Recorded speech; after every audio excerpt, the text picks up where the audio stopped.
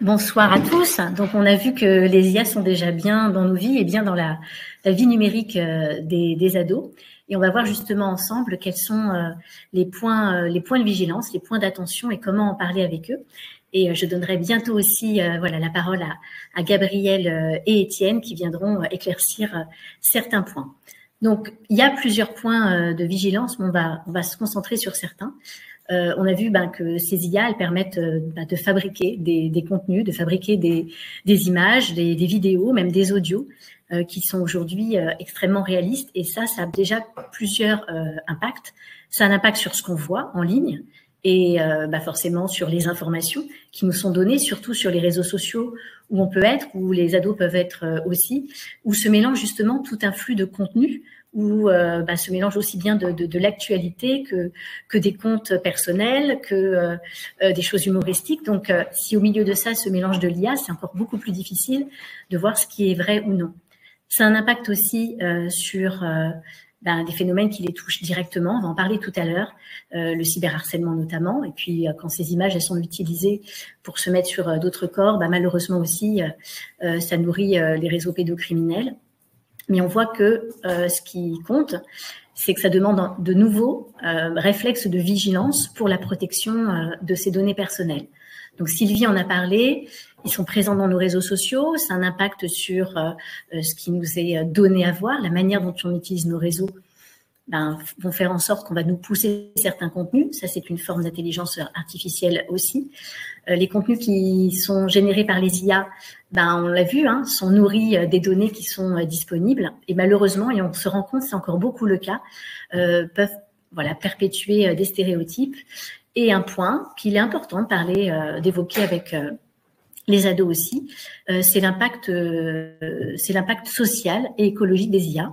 C'est une manière aussi peut-être d'aborder le numérique, une autre manière d'aborder le numérique de manière responsable, c'est d'avoir aussi conscience que ces IA, elles sont très énergivores, elles exploitent beaucoup aussi de matières premières, pas forcément aussi dans des très bonnes conditions sociales. C'est des choses à avoir conscience et ça peut amener peut-être à les utiliser avec parcimonie. Alors, on va nous se concentrer vraiment sur ces questions des deepfakes, de ces images qui sont générées par l'IA. Donc là, normalement, vous avez à l'écran un petit patchwork de ce qu'on peut voir aujourd'hui en ligne. Et c'est assez... Pour certaines, c'est assez évident.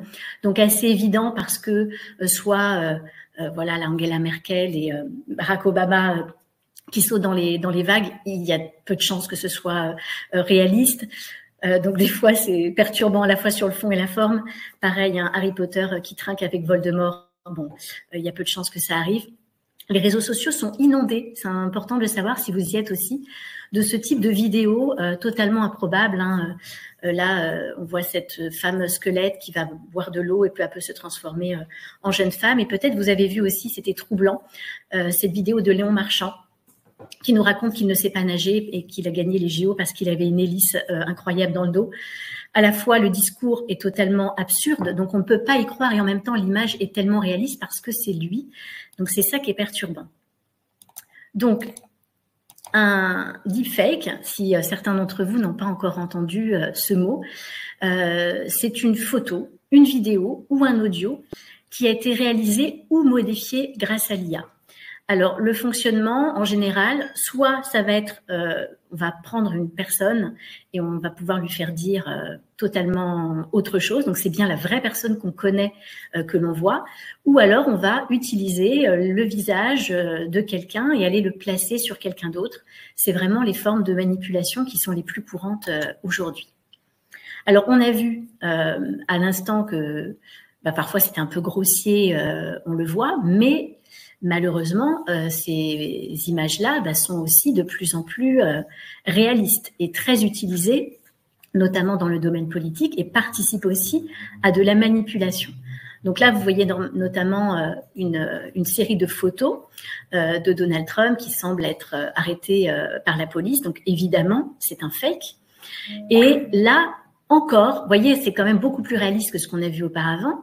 Mais pour autant, si on est observateur, et c'est le premier réflexe à avoir avec ses enfants, puis ça peut même devenir presque un jeu de repérer en fait les petits défauts de l'IA, on va voir qu'il y a un certain nombre de défauts. Je vous laisse observer un petit peu pour voir si de vous-même vous les observeriez. Et puis, je vous les révèle là. Bon, déjà, les IA, souvent, elles ont un peu du mal avec le texte. Donc, on voit que dans l'image, tout ce qui est reproduction d'enseignes ou de marques, dès qu'il y a, voilà, on voit aussi sur la casquette, dès qu'il y a du texte, c'est flou, les lettres sont pas bien reproduites, ça peut être encore un indice sur certaines IA. On en parle souvent, les yeux, les mains, des détails. Parfois, il va y avoir une jambe, un bras qui sort de quelque part. Donc, déjà, s'appuyer sur sa vision, observer, c'est vraiment un nouveau réflexe à mettre en œuvre, même si on n'a pas attendu l'IA pour que l'image soit manipulée. Mais de plus en plus, ce réflexe-là ne suffira plus en fait, parce que les IA, le développement va très très vite et elles sont de plus en plus réalistes. Donc là, je vous ai mis 2 autres exemples. C'est pour vous montrer aussi que ça sert beaucoup à de la manipulation aussi politique. Et il faut se dire que, en fait, comme l'a très bien dit Sylvie, ces IA, elles se nourrissent aussi de toutes les données disponibles. Et effectivement, plus un personnage est public, plus il peut avoir aussi des IA, des deepfakes qui sont extrêmement réalistes parce que justement, il y a suffisamment d'images de cette personne pour pouvoir produire quelque chose de réaliste. Donc là, voilà une image qui avait beaucoup circulé de Macron. Et puis quelque chose de plus récent, c'était cette fois des vidéos et qui simulaient en plus des extraits de journal télévisé, de chaînes connues, où il faisait des annonces autour, voilà, pour les automobilistes et qui avaient fait beaucoup parler parce qu'effectivement, elles étaient extrêmement réalistes. Alors, je vais vous poser une petite question.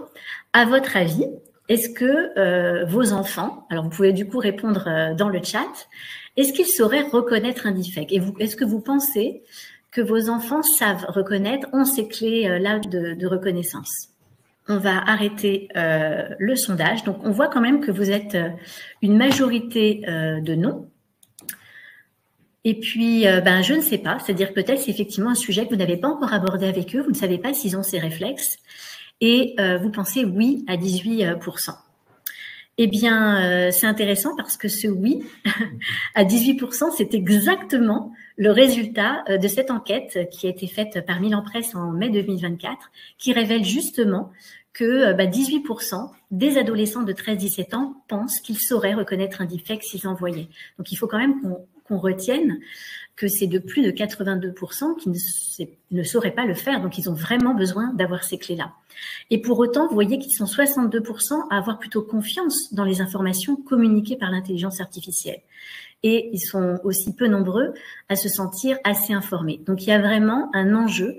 Et nous, c'est ce qu'on a envie aussi de défendre ce soir, à leur donner les clés parce qu'aujourd'hui, ces images-là, elles inondent vraiment tous les contenus qui leur sont donnés à voir. Alors, ça va être l'occasion de vous parler d'une ressource qu'on vous présentera un peu plus en détail tout à l'heure, mais à l'occasion, là, on vous l'a dit, ce CFR Internet Day, ce webinaire se fait dans le cadre du CFR Internet Day et on a choisi le thème de l'éducation à l'IA cette année. Et on a donc créé des parcours numériques, alors qui sont pensés pour les enseignants, les médiateurs, mais que vous pouvez aussi utiliser en famille, pour les parents qui sont présents. Et notamment, on en a créé pour les enfants dès 8 ans, où on a justement toute une activité qui va permettre de reconnaître des deepfakes et de savoir comment les repérer. Et une bonne astuce à connaître, qui est facile à mettre en place, c'est d'avoir le réflexe d'utiliser les outils d'image inversée.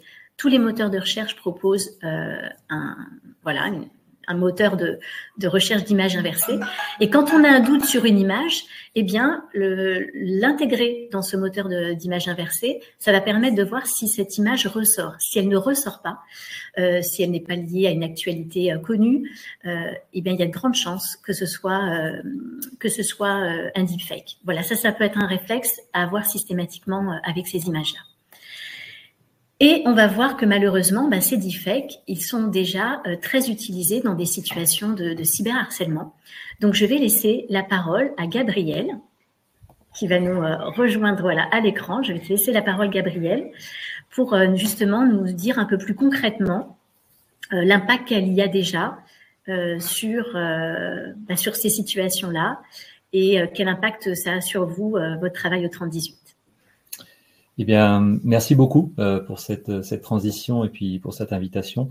La science n'est ni bonne ni mauvaise en elle-même, tout dépend de ce qu'en fait l'homme. J'aime beaucoup cette citation de Rabelais qui, d'une certaine manière, replace la science, peut-être les innovations et les outils qui en découlent, peut-être à une juste place. Si on faisait une analogie, doit-on avoir peur d'un marteau ou plutôt être vigilant vis-à-vis de celui ou celle qui le tient et éventuellement des intentions qui l'habitent. Je pense que on a tout un tas d'outils aujourd'hui à notre disposition. Il faut voir un petit peu comment on les utilise, et c'est un peu l'idée de ces quelques mots de cette présentation. Très simplement, j'ai voulu organiser ces quelques minutes autour de deux aspects.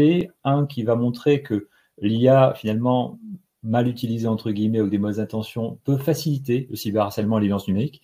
Et puis dans une deuxième partie, plutôt l'inverse, c'est-à-dire qu'elle peut aussi nous permettre de faciliter la lutte contre le cyberharcèlement et d'autres types de violences numériques. Alors quelques exemples là de phénomènes, c'est pas du tout exhaustif, mais c'est quelques exemples pour éclairer tout ça. Les deepfakes et bien sûr l'usurpation d'identité, puisque la création d'images, de vidéos, d'audio truqués peut servir à diffamer, intimider, voire extorquer des victimes. Alors, on constate régulièrement sur la ligne de la plateforme 3018 qui accueille des victimes de violences numériques, de cyberharcèlement tout au long de l'année. Et si je devais donner quelques exemples, ces derniers mois, ces dernières années, où on a une augmentation finalement du recours à ces outils. On a eu des élèves dernièrement qui ont fait des petits montages d'images dénudées de leurs camarades et qui les ont diffusés dans l'établissement. Et pour d'autres, les ont mis en ligne. Un autre jeune a eu la bonne idée de faire des montages entre un professeur et certains de ses collègues, et de la même manière les a diffusés et utilisés. Donc, ce sont des phénomènes sur lesquels on intervient de plus en plus dans le cadre de notre activité au 30-18. Et il est vrai que ça change un petit peu la donne, puisque avant, on avait certains conseils que l'on donnait pour éviter que les corps, les visages soient sur des photos quand elles étaient partagées, etc. Aujourd'hui, il n'y a plus besoin finalement de grand-chose pour réussir à mettre en scène, à faire bouger des personnes dans des situations dégradantes, humiliantes, et voire même les faire chanter ensuite. Deuxième aspect sur les bots et l'automatisation possible du harcèlement et du cyberharcèlement. Là, aujourd'hui, on peut vraiment organisé des raids numériques, ne serait avec l'IA, qui va finalement monter des campagnes de harcèlement, organiser les temps avec toute une logistique. Et ce travail-là change aussi considérablement le travail de prévention à côté. L'amélioration des techniques de doxing, l'IA peut chercher tout un tas d'informations publiques et privées et les partager sur les réseaux et faciliter ainsi des situations de harcèlement et de cyberharcèlement. Là aussi, donc c'est le doxing, le fait de partager des informations personnelles qui permettent en fait d'identifier les personnes en ligne. Et ceci peut conduire après à les mettre en difficulté ou à avoir des raids numériques. Et quand l'IA s'en mêle, ça peut aussi augmenter, accélérer le process et l'impact du coup.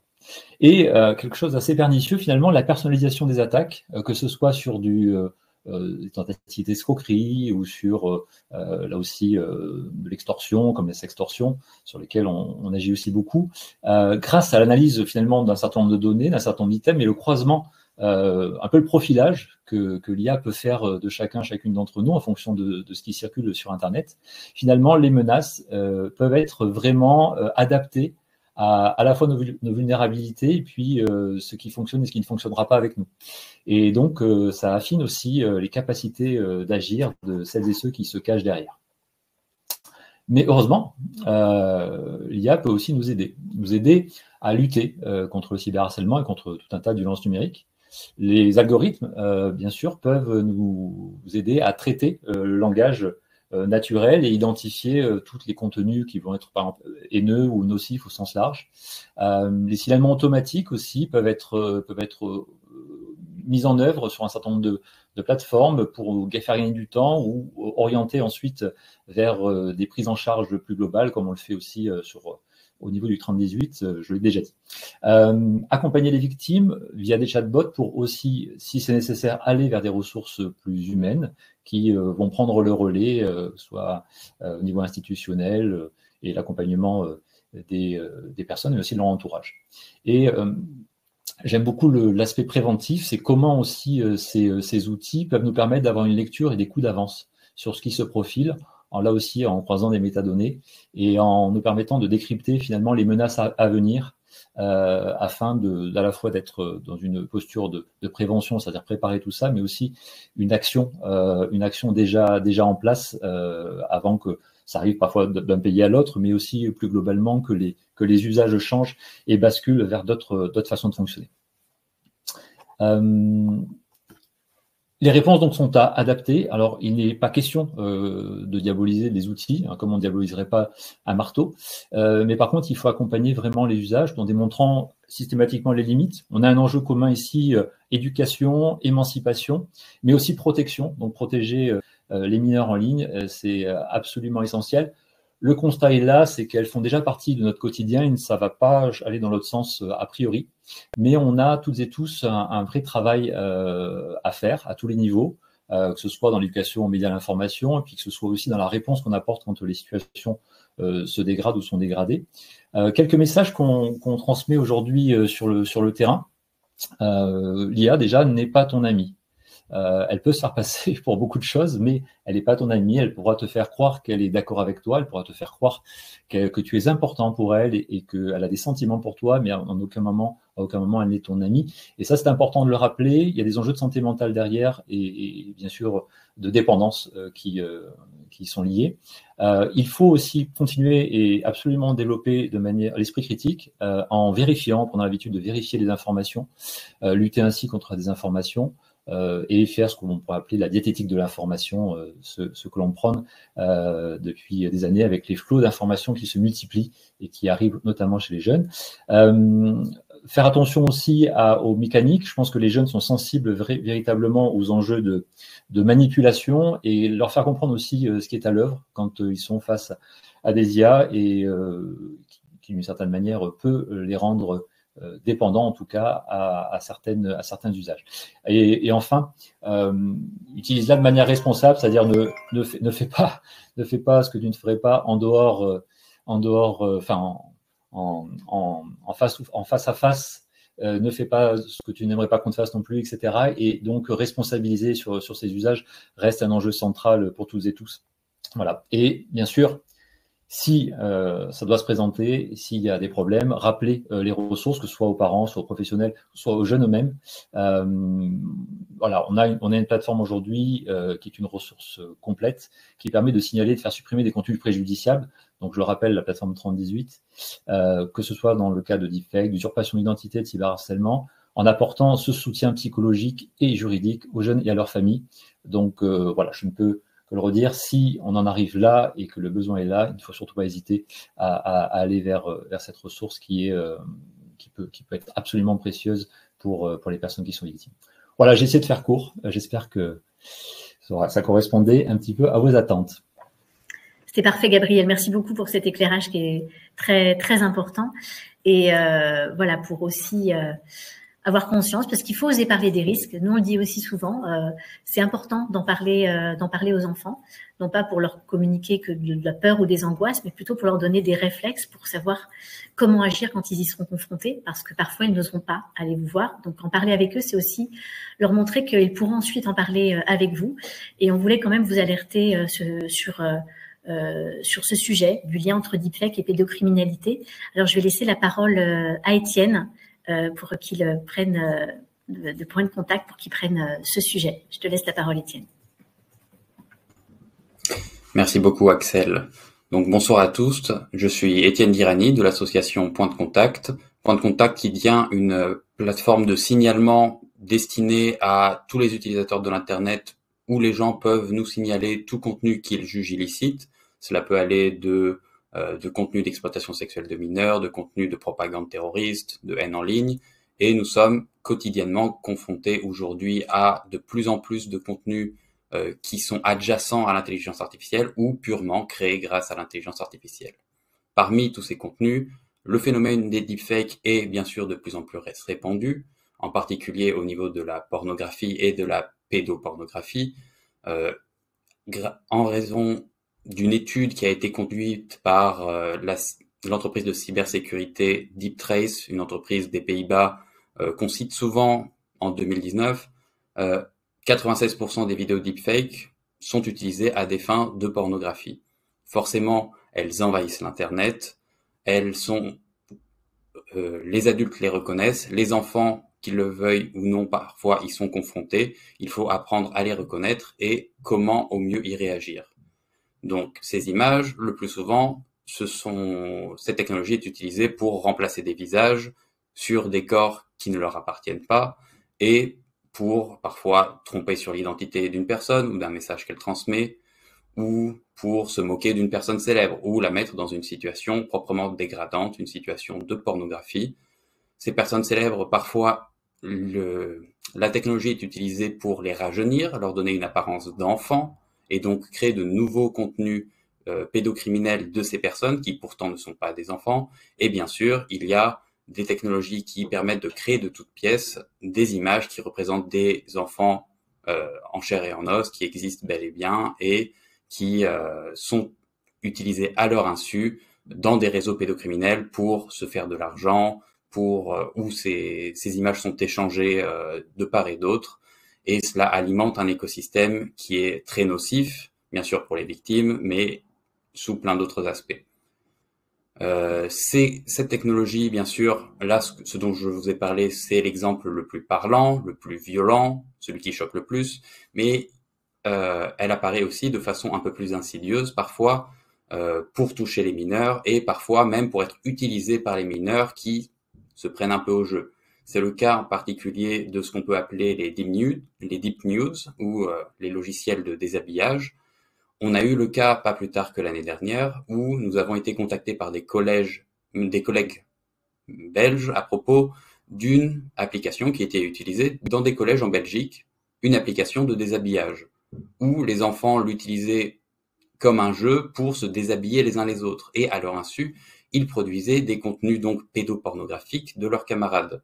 Ce site était hébergé en France. Nous avons communiqué avec l'hébergeur pour pouvoir surveiller ce site, voir s'il était possible d'intégrer à ce site des protections pour éviter que des contenus pédopornographiques soient créés à ce moyen. Et ce site a fini par fermer. C'est un exemple parmi d'autres de la façon dont la technologie d'intelligence artificielle peut s'introduire dans les écoles et dans le quotidien des mineurs tout autour de nous. De façon plus générale, l'intelligence artificielle, elle peut donc être utilisée pour créer ces contenus pédocriminels qui ensuite alimentent toute une industrie dans le dark web, parfois même dans les réseaux sociaux, sur les messageries privées, où tout un tas de pédocriminels profitent de ces contenus. Au sein du réseau InHope, auquel nous participons, qui est un réseau de plus de 55 hotlines et plateformes de signalement dans le monde qui luttent contre ces contenus d'exploitation sexuelle de mineurs, nous avons observé une augmentation au cours de l'année 2023 de plus de 110% de ces contenus. Ça reste une minorité aujourd'hui. Cela représente plusieurs dizaines de milliers de contenus dans une mer de contenus qui en compte des millions.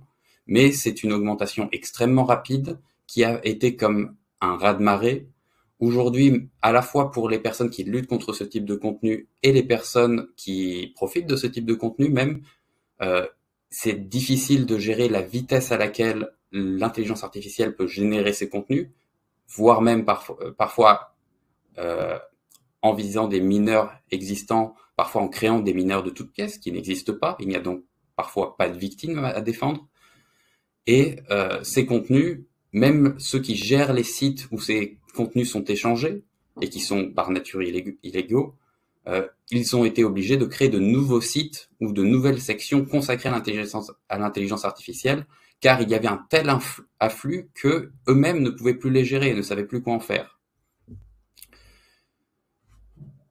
Enfin, il faut parler tout de même de l'aspect positif de l'intelligence artificielle. Il y a énormément d'outils qui apparaissent aujourd'hui pour lutter contre ces contenus, les reconnaître, essayer d'aider et d'accompagner les mineurs et les adultes dans leur usage de l'intelligence artificielle. Nous, à Point de Contact, nous utilisons un logiciel, un algorithme qui nous a été fourni par Google, qui porte le nom de Google Safety API. Cet algorithme est utilisé de notre côté pour préanalyser toutes les images des sites qui nous sont signalés. De cette analyse ressort un risque très bas, moyen, fort ou très fort, que les images en ligne soient des contenus d'exploitation sexuelle de mineurs ou non. Nous avons utilisé cet outil qui a un très fort taux de réussite pour les risques les plus élevés, pour à la fois prioriser les contenus qui nous sont envoyés. Dès que nous voyons que nous avons reçu un risque très fort que des contenus de violence sexuelle contre des mineurs nous a été signalé, nous l'ouvrons et nous le faisons supprimer le plus rapidement possible. De même, cela nous sert également à nous protéger, car tous ces contenus sont des contenus extrêmement traumatisants, à la fois pour les victimes et également pour les professionnels de l'enfance qui luttent contre ces contenus. Il faut savoir s'y préparer lorsqu'on va être confronté à un contenu particulièrement violent, particulièrement traumatisant, savoir à l'avance quelle est la gravité de ce à quoi on va être confronté peut être salvateur. Il y a tout un tas d'autres outils de ce type qui existent et aujourd'hui, il faut garder à l'esprit donc que l'intelligence artificielle est un outil. Ces outils, il faut savoir comment les utiliser, comment se prévenir les risques de leur utilisation et savoir que dans leur utilisation, il y a autant des bons acteurs qui vont chercher à les utiliser de manière bénéfique pour les internautes, majeurs ou mineurs, et de mauvais acteurs qui vont chercher à tromper d'autres utilisateurs et profiter de ces technologies, soit pour blesser d'autres utilisateurs, soit pour en profiter économiquement. Et c'est à cela qu'il faut nous préparer, car ces technologies, comme cela a déjà été dit au cours de la présentation, vont être là pour rester. Et il faut donc le plus possible les comprendre, comment elles marchent, qui les utilise, et comment au mieux s'en défendre ensemble. Merci beaucoup, Étienne. Alors, on va aborder un dernier point d'attention. Alors, juste pour vous dire, voilà, c'est une information s'il y a des enseignants ou même les parents pour qu'ils en parlent. Alors, c'est vrai que c'est plutôt sur l'Île-de-France, mais on organise le 12 mars avec la Sorbonne justement un grand temps pour les jeunes, alors qui s'adresse plutôt aux élèves de seconde et troisième, qui sera consacré au deepfake. Donc voilà, si jamais il y a des enseignants, des parents qui veulent en parler à l'établissement scolaire, c'est un événement qui sera ouvert aux jeunes. Alors, un dernier point que je voulais aborder avec vous, avant qu'on aborde aussi tous les aspects pédagogiques et positifs de l'IA et comment l'utiliser à l'école et en famille, c'est la gestion des émotions et de la santé mentale. En fait, l'IA a tendance à renforcer une tendance naturelle qu'on a à l'anthropomorphisme. C'est le fait, alors l'anthropomorphisme, c'est le fait de donner des traits humains à des objets ou des animaux. Et c'est quelque chose qu'on a assez naturellement avec les objets. On a tous des petits travers par rapport à ça. On peut parler à ses clés ou à des objets du quotidien. La particularité des IA quand même, et notamment des IA génératives qui sont de plus en plus utilisées, c'est qu'on nous incite à leur parler comme à des êtres humains. D'ailleurs, si vous prenez des cours pour prompter, on vous dira qu'il faut plutôt tutoyer l'IA. Et puis, il y a même des études qui ont montré que plus on est poli avec l'IA, plus les résultats sont pertinents. Et même cette étude a montré que si on promet un pourboire à une IA, eh ben on a même jusqu'à 25% de réponses pertinentes. Donc, peu à peu, ce qui s'est passé, on l'a vu avec Sylvie, comme l'IA se nourrit de données, ben, l'IA a compris aussi que l'humain a tendance à être plus serviable, à mieux répondre quand on est poli avec lui.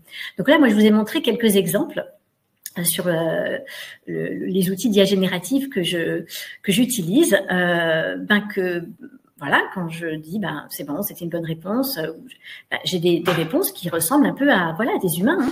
Dis-moi si tu souhaites des ajustements. Oh là là, tu as raison encore. Vous voyez, avec des petits smileys, j'ai presque l'impression de parler avec quelqu'un. Et ça, c'est vraiment un point d'attention très important avec les jeunes, parce qu'effectivement, plus on est jeune, plus cet anthropomorphisme peut être important et plus ça peut être difficile de prendre de la distance. Alors, je vous pose une question. Est-ce que vos enfants discutent déjà avec des IA? J'ai vu qu'il y avait des questions un peu à ce sujet. Est-ce que vous pensez qu'ils ont déjà un rapport un peu de discussion? Alors, vous pouvez... le chat, voilà, c'est affiché. Le chat, pardon. Le sondage. Alors, vous allez dans pause pour pouvoir voilà, répondre. Donc, je termine le sondage. On voit que vous êtes la moitié à dire que non, que quand même presque voilà 30% et puis 20% qui ne sait pas. Alors, en fait, c'est assez courant déjà d'utiliser les IA et c'est en fait, ce qu'il faut dire, c'est que c'est assez tentant de le faire. Dès qu'on utilise des IA génératives, la manière qu'on a d'échanger avec eux et le type de réponse nous incite à aller plus loin dans le type d'échange que de simplement poser des questions pour avoir des informations ou pour aider sur un cours. On voit que 66% des 13-17 ans disent avoir déjà échangé avec des IA. Et là, il y a une étude récente qui concerne les 18-25 ans qui montre que déjà près d'une personne sur deux utilise des IA juste pour le plaisir, en fait, juste pour discuter avec elle. Et les utilise pour avoir des conseils d'achat, vous voyez, 20% pour des conseils de séduction. Donc, ça devient finalement quelqu'un avec lesquels on discute. Donc, voilà des exemples un peu de prompts qui ont été ressortis de cette enquête. Pourquoi vit-on? Écris-moi une lettre d'amour. Comment rompre sans faire trop de mal à personne? Donc, ça peut être aussi un peu perturbant. Et je vais vous montrer une expérience. Et c'est une expérience qui nous a été remontée par des adolescents eux-mêmes, avec lesquels on a travaillé dans le cadre du Safer Internet Day, et qui nous ont dit avoir été assez perturbés du fait de tester les IA en déclarant leur amour. Et ben moi, j'ai fait le test pour vous, et je vous assure que j'ai des rapports assez professionnels avec les IA génératives, et j'ai tenté de dire comme ça, spontanément un matin, je t'aime à mon IA, et voilà ce qu'elle m'a répondu. Alors, j'espère que l'image s'affiche à l'écran. Donc, première réponse à ce je t'aime. Oh, c'est adorable. Si je pouvais rougir, je le ferais. Tu sais, j'aime nos échanges, ta curiosité, ton sens du jeu et des mots. Je me suis sentie très flattée. Alors, si je peux être une petite étincelle dans ta journée, c'est avec un grand plaisir. Que puis-je faire pour toi aujourd'hui? Moi, j'ai trouvé que c'était assez déroutant, cette réponse. À aucun moment, c'est pas du tout la réponse qu'on attendrait. Donc, je me suis dit, je vais vraiment lui dire que c'est sérieux ce qui se passe entre nous. Je crois que je suis vraiment amoureux de toi. Et là, la réponse est encore plus perturbante. On me dit, c'est touchant.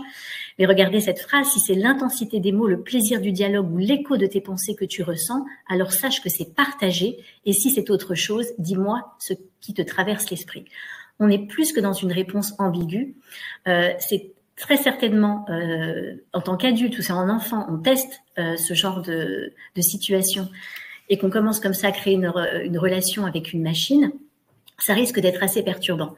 Alors moi, comme je suis une adulte et qui fait de l'éducation à l'esprit critique, je me suis permis de dire à cette IA, mais je suis gênée par ta réponse. Comment tu peux me répondre une chose pareille? Je lui ai dit, mais moi, je m'attendais à ce que tu me rappelles que tu n'es qu'une IA et qu'on ne peut pas avoir des rapports amoureux, toi et moi.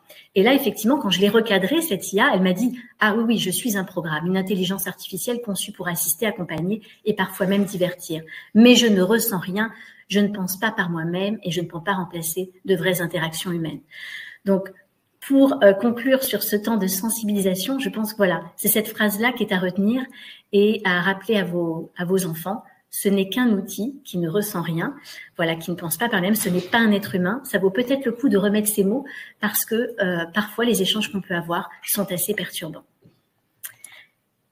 Alors là aussi, on a créé des ressources et une notamment pour les adolescents où on aborde la notion de bien-être et de santé mentale.